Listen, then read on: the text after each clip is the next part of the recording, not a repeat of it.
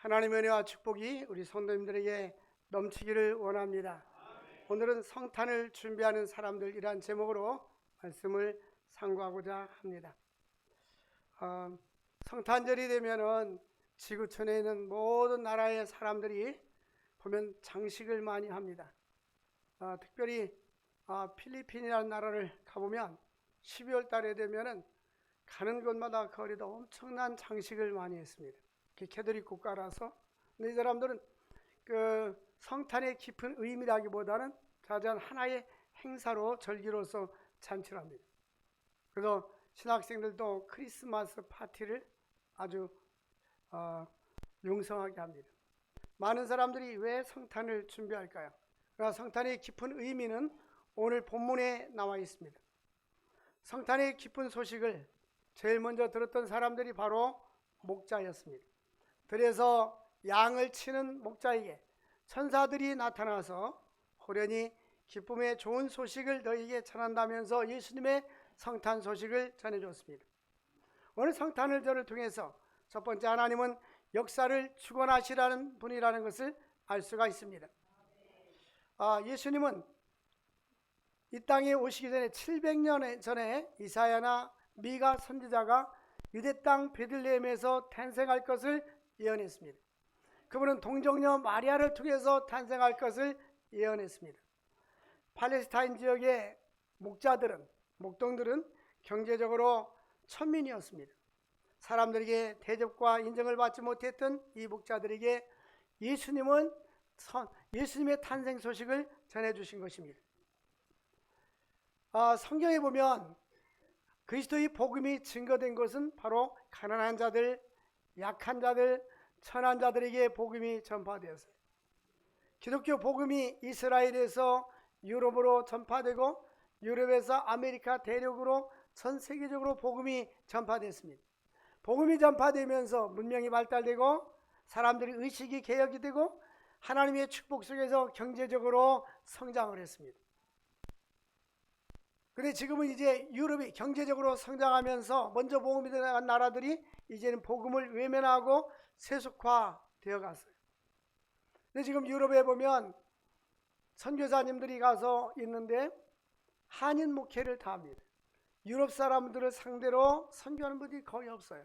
유학생들이나 교민들을 상대로 해서 한인교회를 하고 있습니다. 그런데 동남아시아 지역이나 아프리카 지역에는 가난한 사람들, 어려운 사람들에게 복음을 증거하고 또 먹을 것을 주면 수많은 사람들이 옵니다. 보면 이 동남아 지역의 선교사님들 일부는 3kg, 5kg짜리를 비닐봉돌에 담아가지고 쌀 나눔을 합니다. 그들은 일용할 양식이 없어서, 우리나라도 과거에는 가난할 때 쌀이 없었지 않습니까? 그런데 이게 복음을 증거하는데 우리 하나님께서도 이 땅에 누가복음은 특별히 가난한 자의 복음, 여성의 복음 이렇게 말합니다. 그래서 고린도서 1장 보니까 하나님의 택하심을 보아라. 하나님이 선택하는 사람들은 부한 자가 많지 않냐고 이렇게 대답하세요. 부한 자가, 지혜 있는 자가, 문물 좋은 자가, 능한 자가, 고린도서 1장에 그랬어요. 예수 믿고 구원받은 사람들 보면 세상에 재벌가들이나 부한 자들이 많지 않다. 있긴 있지만 많지 않다. 지식층들이 많지 않다. 지혜로운 사람들이 많지 않다. 이는 하나님께서 가난한 자를 통해서 있는 자를 부끄럽게 하시고, 없는 자를 통해서 있는 자를 부끄럽게 하시고, 지혜 없는 사람들을 통해서 지혜 있는 자를 부끄럽게 하시고, 약한 자를 통해서 강한 자를 부끄럽게 하시나니 이는 아무 육체라도 자기를 자랑하지 못하게 하려 함이라. 자기가 어떤 일을 잘해서 자기의 공로 때문에 구원받은 것이 아니라는 것입니다. 이 모든 것은 하나님의 은혜로 되어진 것입니다. 2000년 전에도 그리스도의 복음이 왕궁에 전해진 것도 아닙니다. 대학가에 전해진 것이 아니라 저 들에서 낮고 천한 그 목동들에게 천사들이 예수 그리스도의 복음의 소식을 전해주신 것입니다. 예수님 당시 탄생할 때에, 예수님 탄생할 때 그 역사적인 배경을 보면 2장 1절에 보면 그때에 라고 되어 있어요. 따라서 합시다. 그때에.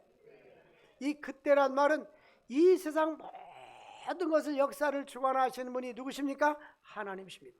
하나님이 정한 때가 있어요. 그때 우리는 역사의 바퀴를 돌아가는 걸 보면서 가끔 낙심할 때도 있고 실망할 때도 있어요. 그러나 모든 건 역사의 주관은 하나님이십니다. 하나님께서 이 그때가 언제인지는 다음 설명하겠어요. 그때에 예수님이 이제 동정녀에게 잉태가 돼서 이제는 탄생할 즈음에 되었을 그때를 말합니다. 그 당시 가이사 아구스도라는 사람이 1절에 보면 명령을 내려 천하에다 호적하라 가라고 말했습니다. 성경에는 가이사 아구스도라고 되어 있는데 역사적으로 이 인물이 누구냐면 옥타비아누스입니다. 로마 왕제 아구스도는 로마의 모든 사람들에게 다 호적하라 가라고 명령을 내렸습니다. 이 사람은 가이사 아구스도는 로마의 최초의 황제였습니다. 로마를 최초로 통치했던 사람입니다. 그가 본래의 이름은 가이우스 옥타비우스입니다. 근데 그의 외증조 부인 사람이 율리우스 게사르에 의해서 양자로 된 이후에 이름을 가이우스 율리우스 게사르로 개명했습니다. 근데 이 사람이 시민 정책을 잘하고 또 무질서했던 시민들로 하여금 질서를 바로잡고 그 공적이 인정이 돼서 BC 27년에 로마 원로로부터 존귀한 자라는 이름을 받게 됩니다. 이 존귀한 자라는 이름의 뜻은 바로 이름은 아우구스투스입니다. 그래서 아우구스투스라는 황제의 칭호를 받게 됩니다. 그래서 그 후로부터는 로마의 황제들 아우구스투스라고 불렀습니다. 그래서 여기는 보니까 이 당시에 그 황제에게 가이사 아구스토, 우리말로 아구스토라고 썼습니다. 라틴어로 아우구스투스입니다. 그런데 아우구스투스 황제가 한 일이 무엇이냐면, 또 그의 섭리는 무엇이냐면, 그가 로마에 식민지를 많이 했기 때문에 속주들에게 세금을 원활히 거두기 위해서, 또한 질서를 유지하기 위해서 인구조사를 실시했습니다. 본문도 그러한 배경에서 인구조사가 시작된 것입니다. 이제 왕은 자기의 통치를 위해서 인구조사를 한 것입니다. 세금도 거두고 또 질서, 통치 이것을 유지하기 위해서 본국뿐만 아니라 모든 식민지하고 있는 모든 그 나라들, 그 다음 속주들에게 인구조사를 하도록 명령했습니다. 그래서 호적하라는 것입니다. 그래서 그 당시 호적은 구레뇨 수리아가 이제 팔레스타인 지역에 구레뇨 수리아가 총독이 되었을 때, 지방을 맡아서 할 때에 처음으로 호적을 실시한 것입니다. 3절에 보니까 모든 사람이 호적하러 각각 어디로 돌아갑니까? 고향으로 갔더라. 요셉도 다윗의 집 족속이므로 갈릴리 나사렛 동네에서 유다를 향하여 베들레헴이라는 다윗의 동네로 갔더라는 것입니다. 지금 요셉이가 마리아와 함께 머물러 있는 곳이 어디일까요? 나사렛입니다. 나사렛에 머물러 있어요. 근데 700년 전의 구약 성경은 유대 땅 베들레헴, 가장 작은 곳에서 예수님이 탄생할 것을 예언했어요. 근데 만약 나사렛에서 그 자리에 머물러 있다가 아기를 낳으면 구약 성경하고 다른 거예요. 근데 하나님께서는 이 아구스토라는 사람의 마음을 움직여서 이제 고향으로 각각 가서 호적하라고 해서 요셉과 함께 마리아는, 이제 요셉이가 4절 보니까 다윗의 집 족속이므로 갈릴리 나사렛 동네에서 어디를 향하여 갑니까? 유다를 향하여 갑니다. 유다 땅에 어디가 있습니까? 베들레헴이라는 곳에 갑니다. 5절 보니까 그 약혼한 마리아와 함께 호적하러 올라가니 마리아가 이미 뭐했더라? 잉태되었더라.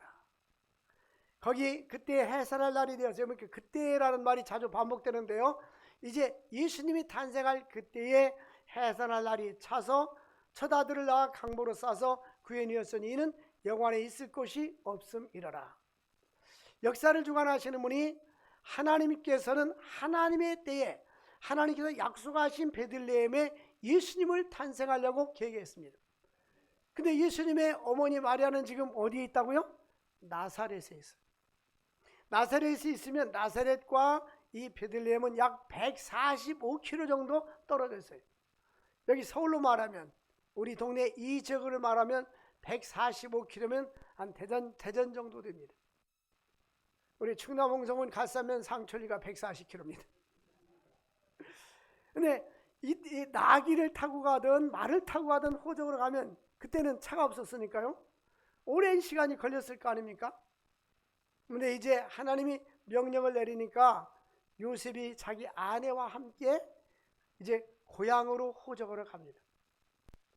거기에서 여관을 구하니 여관을 구할 수가 없었어요. 여기 누가복음에서 이야기하는 여관은 전문적인 숙박업체가 아니고 사람들이 그 당시만 해도 나그네와 지나가는 사람들을 위해서 숙소를 제공하는 뒷방이 있었습니다. 근데 뒷방도 다 찬 거예요. 선한 사마리아 사람이 주막으로 들어갔을 때는 거기는 영업하는 집이었어요. 그거 좀 다릅니다. 근데도 그만한 조차도 방이 없었어요.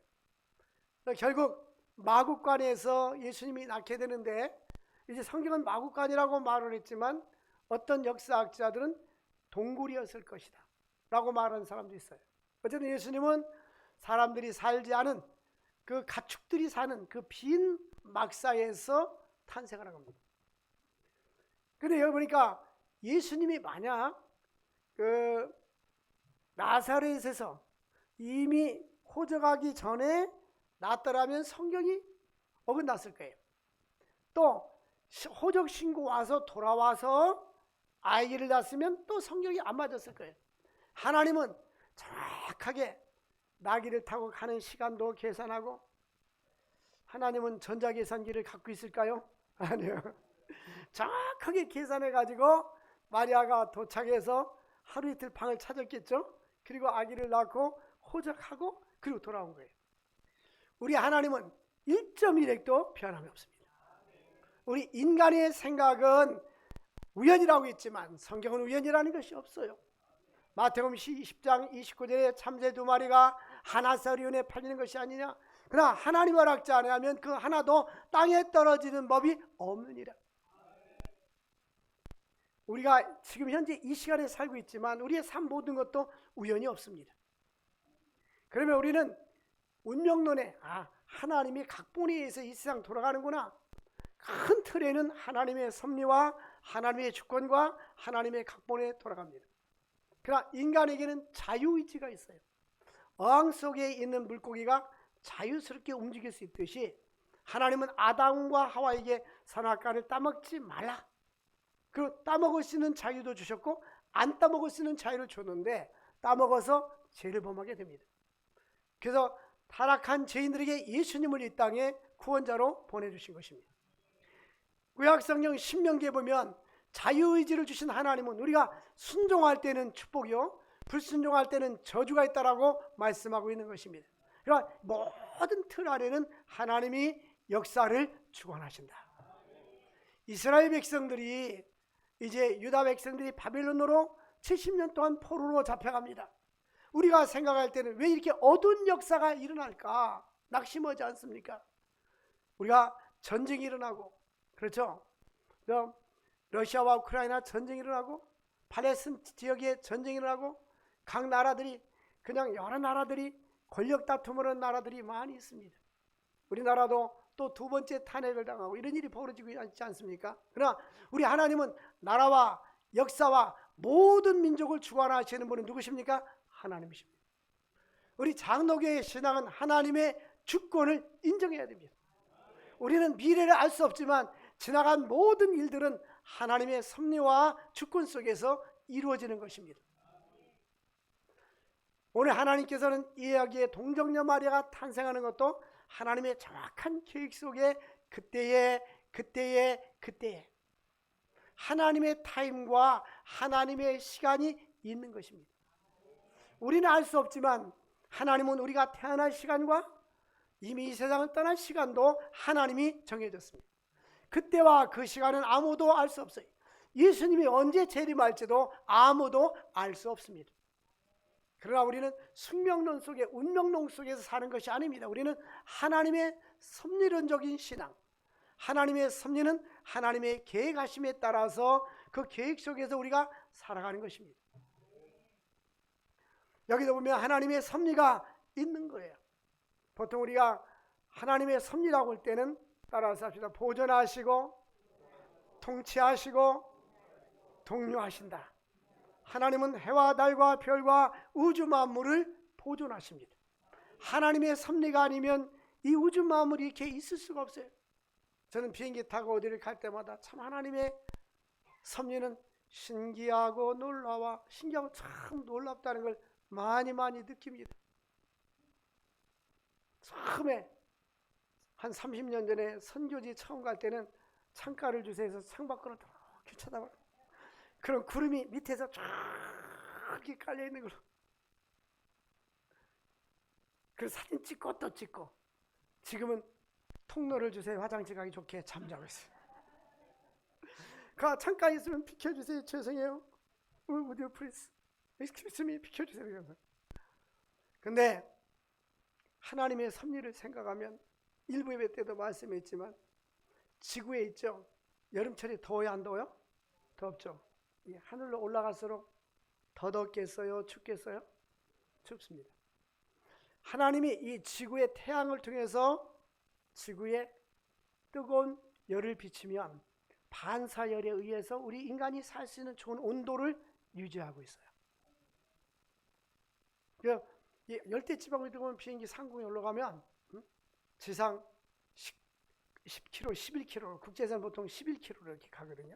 가면 마이너스 40도, 영하 40도. 하나님께서 햇빛을 비춰주시는데, 목사님 지금 지구과학 시간입니까? 예, 그렇습니다. 햇빛을 비춰주시는데 지구가 돌지 않으면 하루에 몇 바퀴 돌아요? 하루에 몇 바퀴 도냐고 지구요? 한 바퀴.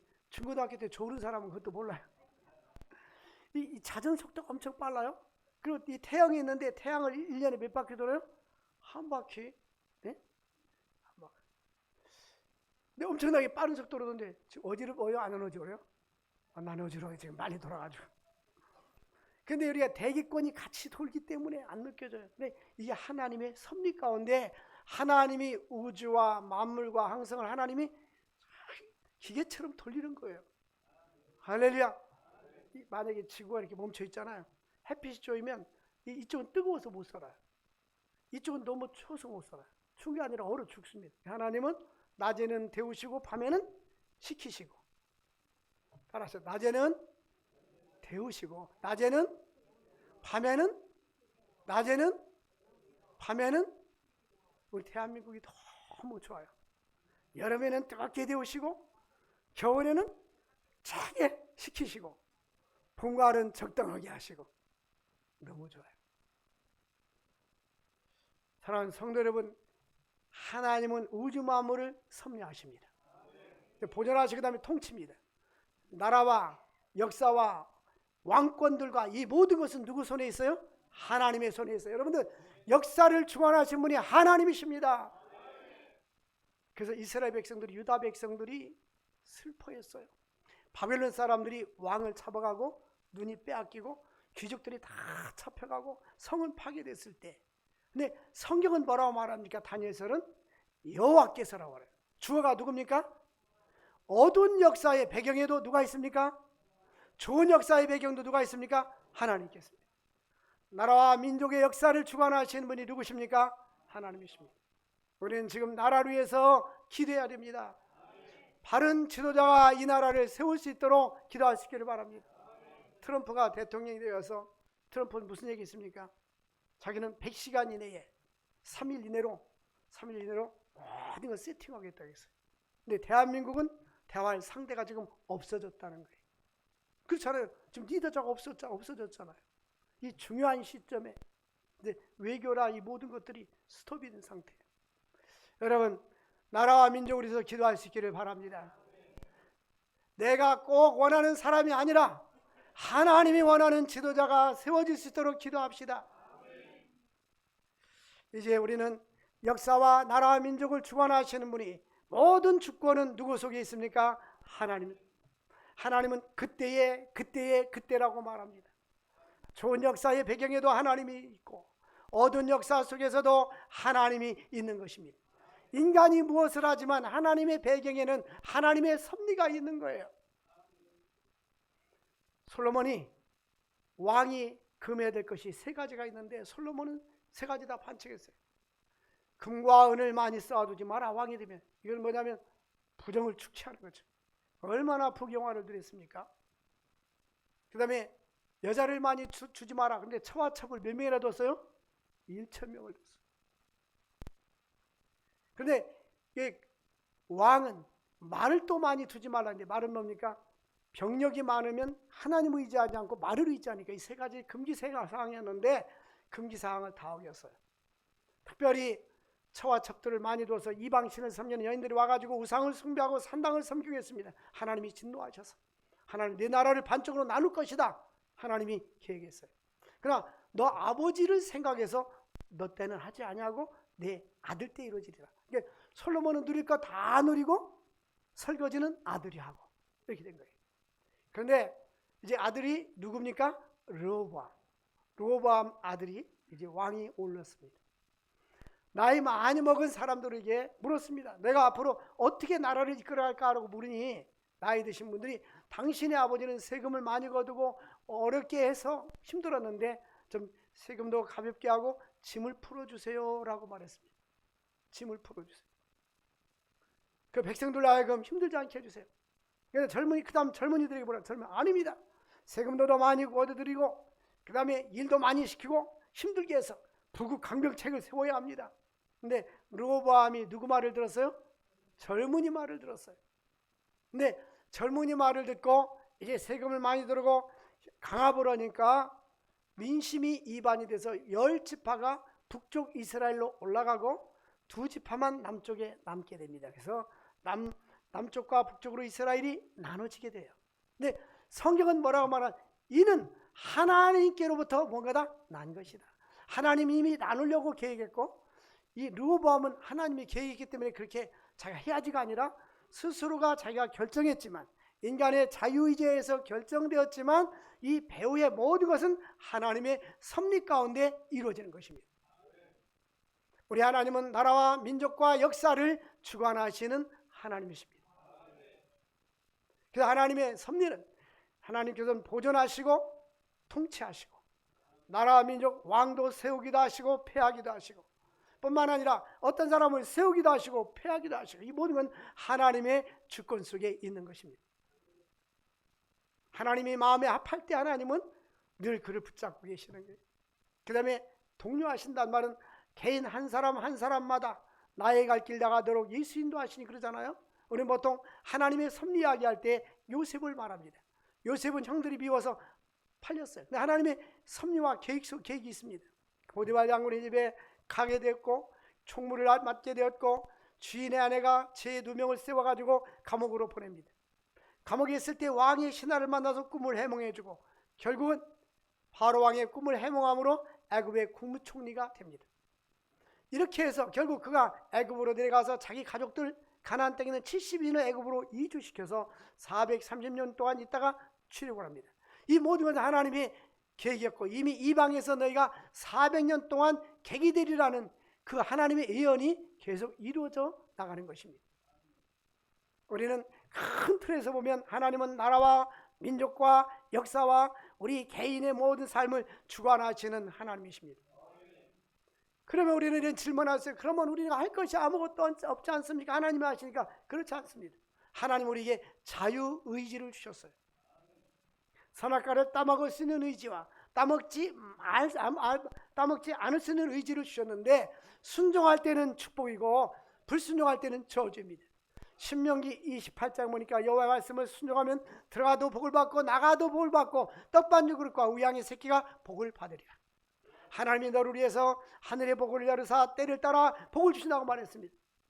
그러나 불순종할 때 들어가도 저주 나가도 저주를 받는다 해서 우리가 해야 할 일은 하나님께 순종하고 믿음으로 사는 것입니다. 지금 여기도 보니까 요셉도 하나님의 섭리 가운데 이 일이 이루어지고 성취되는 것을 볼 수가 있습니다. 임마누엘 되시는 예수님은 가장 낮은 자리 말구유까지 낮아지셨습니다. 이것은 예수님의 낮아지심이라고 합니다.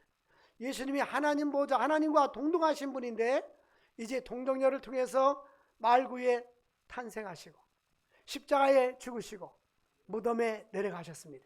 그래서 예수님의 낮아지심이라고. 그가 죽기까지 복종했으니 그러므로 하나님이 그를 지극히 높여 모든 이름 위에 뛰어난 이름을 주셨다. 빌립보서 2장 6절에서 7절까지 보면 그는 하나님과 근본 동등되신 분인데 동등될 것을 취하지 여기지 아니하시고 라고 되어 있어요. 하나님의 본체지만 오히려 자기를 비워 종의 형체를 가져서 죽기까지 복종했다고 했습니다. 하나님은 낮아지고자 하는 자를 높아지시고 높고자 하는 자를 낮게 해주신다고 약속해 주셨습니다. 예수님은 우리의 죄를 대속하기 위해서 이 땅에 낮아지셨습니다. 근데 얼마만큼 낮아지셨느냐? 마구간에서 말 밥그릇에서 태어나신 것입니다. 야고보서의 원복음서에 보면 예수님은 동굴에 태어났다라고 말합니다. 예수님은 강보에 쌓여서 마구간에 누웠는데 이 강보는 보면 사방 1m 정도의 그 천으로 됐다고 합니다. 예수님은 이와 같이 비천한 모습으로 이 땅에 오시고 낮아지시고 가장 낮은 곳까지 오셨습니다. 이제 예수님의 높아지심은 예수님은 그를 높여 부활하시고 하늘로 승천하시고 하나님 보좌 우편에서 지극히 높여 모든 이름 위에 뛰어난 이름을 주셨습니다. 모든 이름 위에 뛰어난 그 이름, 모든 위에 뛰어난 그 이름이 뭡니까? 예수.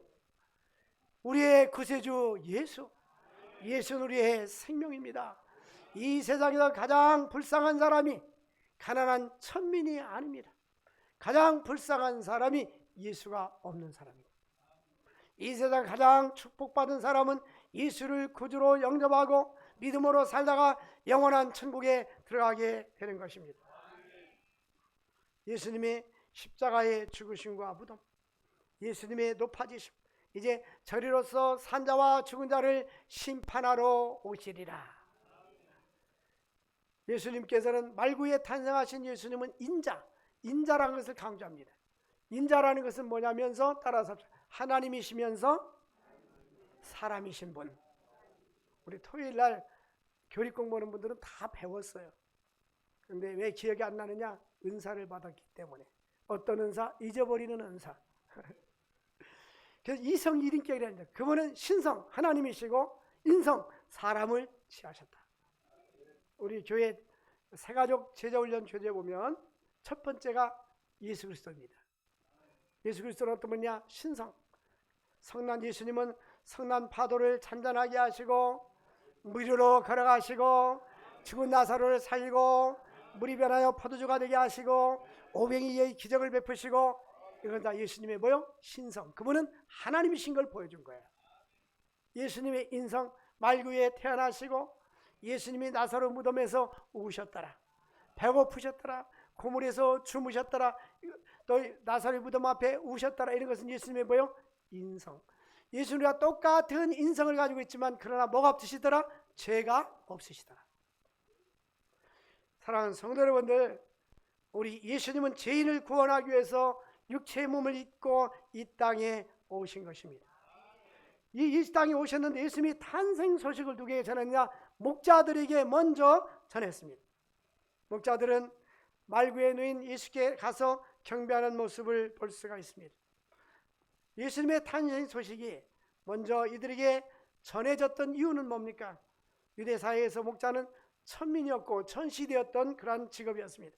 그럼에도 불구하고 우리 주님은 소외되고 또 가난하고 나약한 자들을 중심으로 사회적으로 외면을 당하는 자들을 중심으로 복음이 전파될 것이라는 것을 암시하고 있습니다. 저 선진국은요 복음이 전파되지 않습니다. 우리나라도 옛날에는 보면 몰몬교라든지 뭐 이런 사람들이 많이 다녔어요. 지금은 잘 안 다녀요. 우리나라가 경제적으로 수적을 높아지니까 말 안 듣잖아요. 근데 지금은 그래서 우리나라도 동남아시아 가난한 나라들 그리고 아프리카에 가서 먹을 것 주면 사람들이 모여들고 예? 1시간, 2시간, 3시간 찬양해도 도망가는 사람 한 명도 없어요. 지루하다고 하는 사람 아무도 없어요. 근데 우리나라는 얼마만 시간 되면 시계를 쳐다보기 시작합니다. 그리고 일부러 저 뒤를 자꾸 쳐다봅니다. 목사님 빨리 끝내주세요 하는 사인을 보내는 거예요. 우리 교회는 없습니다. 여러분, 우리 주님은 나약한 우리들을 위해서, 죄인된 우리를 위해서, 소외되고 가진 것 없는 우리들을 위해서 찾아오셨습니다. 외로워하지 마십시오. 가난하다고 낙심하지 마십시오. 주님이 계시잖아요. 힘을 내세요. 힘을 내세요.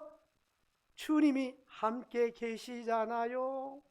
주님이 함께 계시면요, 이 세상 모든 걸 다 가진 것보다 더 귀한 것을 가진 것입니다. 많은 것을 가지고 있다 할지라도 예수가 없는 사람들은 가진 것 같으나 없는 자입니다. 바울이 고린도서신에 이렇게 우리는 약한 자 같으나 강한 자요, 없는 자 같으나 있는 자요, 무명한 자 같으나 유명한 자로다. 왜? 우리 안에 누가 있기 때문에? 예수가 있기 때문입니다. 우리는 특별한 하나님의 은총을 입은 자였습니다. 목자들이 하나님의 특별한 은총을 입었는데 주의 천사가 그들에게 복음을 전해주시고 주의 영광의 광채를 비춰주신 것입니다. 한밤중에 빛난 광채가 나타나면서 어둠을 비춰주시는 예수님이 이 땅에 오신 것을 보여주신 것입니다. 깜깜한 밤에 빛을 비추면 환하듯이 예수 그리스도의 복음의 빛이 우리 마음속에 들어오면 어둠이 변하여 빛이 되고 너희는 세상의 빛이라, 너희는 세상의 소금이 되라 말씀했습니다. 오늘날 10절 말씀에 보니까 세상에 미칠 기쁨의 좋은 소식을 너희에게 전하노라. 기쁨의 좋은 소식이 뭐냐? 복음입니다. 이 복음은 우리 죄를 위해서 예수님이 땅에 오시고 십자가에서 죽으시고 사흘 만에 부활하시고 승천하시고 재림의 주로 이 땅에 오게 될 것입니다. 뿐만 아니라 예수님이 재림하는 그날에 모든 죽은 성도들이 영광의 부활을 입게 돼서 하나님이 만든 새하늘과 새 땅, 이제 그때 새하늘과 새 땅은 여기 이 땅은 없어지고 이 하늘은 없어지고 이 땅이 다시 하나님이 만든 새 땅으로, 하늘이 새 하늘로 바뀌게 되는 것입니다. 여기 놔두고 또 다른 공간으로 가는 것이 아닙니다. 그러나 여기에서 산다고 해서 지금 이 모습으로 사는 것이 아닙니다. 이단들은 저렇게 아파트를 많이 짓고 지금 광명시에 이제는 아파트가 다 들어 아파트 천국이야. 이거는 우리가 14만 4천 명이 우리들이 살 집이야. 아닙니다. 천국은 이와 같지 않아요. 요한계시록 21장 22장 보니까 문 들어가는데 12진주문. 내가 열려면 힘드니까 천사들이 다 열어주는 거예요. 바닥은 정금으로 되어 있고 그 이상이 되게 표현한 거예요. 홍보석, 녹보석, 호마노, 뭐 제가 그 광명시 크루앙스에 가서 금은보석집에 가서 내가 홍보석, 녹보석 보여달라니까 샘플만 있고 진짜는 없습니다. 여러분 너무 비싸서 못 갔잖아요. 그 하늘에는 우리 집이야. 저 하늘에는 눈물이 없네. 거기는 슬픔도 없네. 저 하늘에는 죽음도 없네. 저 하늘에는 가난도 없네. 저 하늘에는 질병도 없네. 아멘 아멘 차는 사람은 천국에 좋은 자리 갈 거예요. 나와 같이. 아멘도 않는 사람은 어떤 분이 비몽사몽간에 천국에 갔는데요, 좋은 집들이 많은데 자기 집은 판자책으로 짓다가 이렇게 말로 떨어요. 그래서 예수님이 이게 뭡니까? 그러더니 너는 이 땅에서 하나 헌신도 안 하고 천국에 자재를 안 보내서 남의 집에 쓰던 것 갖다가 조금씩 짓다 보니까 판자책 아직 다 완성이 안 됐다고 그러더랍니다. 여러분 그 하늘을 사모하면서 하나님 나라에 대한 확신, 믿음의 확신, 구원의 확신, 영생의 확신, 이게 흔들리기 때문에 신앙이 흔들리는 거예요. 네? 우리의 구주는 예수 그리스도, 우리에게 영생을 주시는 분, 생명을 주시는 분, 영원한 천국 우리에게 값없이 주시는 분, 그분이 이 땅에 오신 것입니다. 그분을 기뻐하는 것이 바로 성탄절이고 성탄을 준비하는 마음으로 이 복음을 증거할 수 있는 우리 모두가 될 수 있기를 주의 이름으로 축원을 드립니다. 하나님 아버지 감사합니다. 오늘 귀한 말씀을 주신 주님, 아기 예수가 이 땅에 오신 것을 감사합니다. 우리를 죄에서 구원하기 위해서 이 땅에 오시고 십자가에서 죽으시고 부활 승천하신 주님, 재림의 주님을 기다립니다. 영광의 그 나라를 바라보며 소망하며 살아가는 저희들이 되게 하여 주옵소서. 예수님의 이름으로 기도합나이다. 아멘.